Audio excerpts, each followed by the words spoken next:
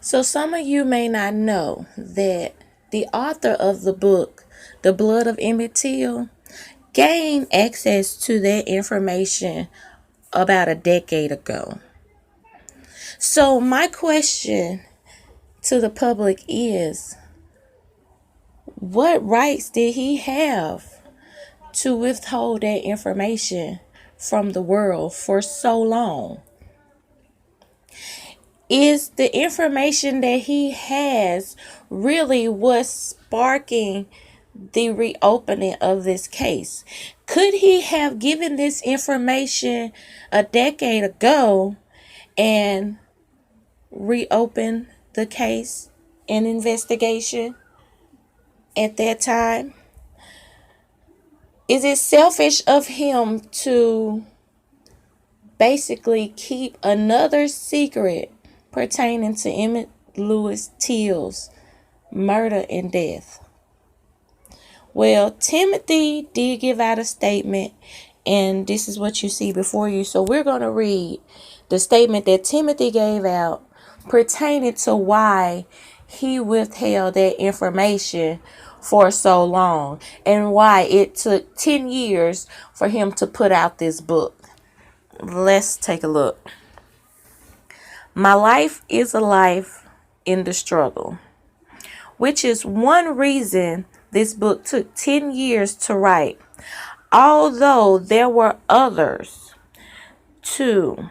Mainly that this was such a hard, dark, horrific story that some days I could not make myself go down in the abyss. I did not decide to write the book because of my interviews with Dunham, which I intended to simply record and place in an appropriate professional archive for use by future historians.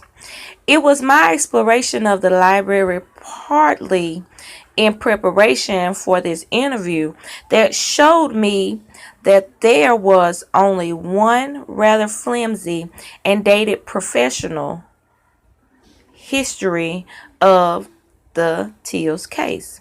Among all novels, memoirs, ballads, poems, songs, and documents collections about Emmett's lynching, now there are two more, counting this one, but there are room for still more.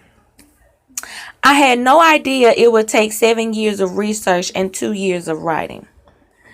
The Blood of Emmett Till does not verify any of Carolyn's story as factual. The book uses hard documentary evidence to prove that she lied in court and that it was a terrible crime. It does not merely rely on her accounts of having lied in the court, but verifies that she did using concrete and irreproachable evidence. I did not bother Emmett Till's family for interviews because many others have already done so, and repeated versions of their accounts were available to me in many other ways. I felt that I was giving more an adequate account of their experience and saw no reason to make them repeat these stories since I had several from each of the family's witnesses that were living. I see that they feel otherwise, and that in it itself makes me regret that I did not contact them. But from a scholarly standpoint, I felt that I had all that I needed. To me, this was not anything like the morning news. Did anyone with any relationship to or familiarity with this story actually believe that Carolyn Bryant told the truth in court? I did not consider this a big revelation. I am a historian. I do not operate in the 24-hour cable news cycle or the popular press. And so the news value of the interview was not my concern. My burden of responsibility is to this crucial American story was to comb through the massive piles of evidence and try to find the truth as best as I could. This absolutely cruel American story deserves to be treated with an appropriate level of respect and scholarly integrity. So, with him saying that,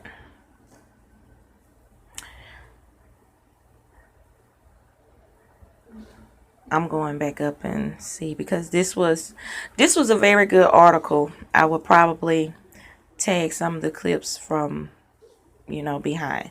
This was a very good article. And I just want to talk about some of the things that he was saying in this. He was saying in this that basically him getting this information, he wasn't going to run out and put it out, like as in a popularity contest, like, hey, I got this first, and boom. So he's trying to say that he took his time to try to not basically bring up new evidence in the case, but to try to use her interview as concrete evidence that she lied on the stand in 1955. So here's my thing. With him having this evidence, and this book, excerpts of the book has, been surfacing and everything. So with this being said, does what he present to us 10 years later qualify as evidence to convict her for at least perjury? I don't know. That's why we're going to get down in the comments and we're going to talk about it. So, to Carolyn Bryant, her accusations were he grabbed her hand, he grabbed her by the waist, he said sexual remarks towards her, and he wolf whistled. Now she's claiming that these things did not happen. So as we continue to walk down the story, I'm going to show you some things, like I said, that you might agree with and you might not agree with, because there were bystanders saying that he did in fact whistle. There were bystanders saying of some things that happened inside of the store, but we only get the things that were said to happen outside of the store. It even said that she stormed outside of the store to the car to go get a gun, and then the boys all sped off. So what we're going to do is going to dig a little more into Carolyn Bryant's line behind and see, did he really say something in the store? Did he really whistle as in a flirtatious whistle? Because we all know his mom said that he had a stammering problem, he had a speech problem. So to help him calm himself, to get his words out better, she told him to whistle, which I will be showing you all of that if you have or have not seen it. So let's get down in the comments and let's talk about Carolyn and these confessions.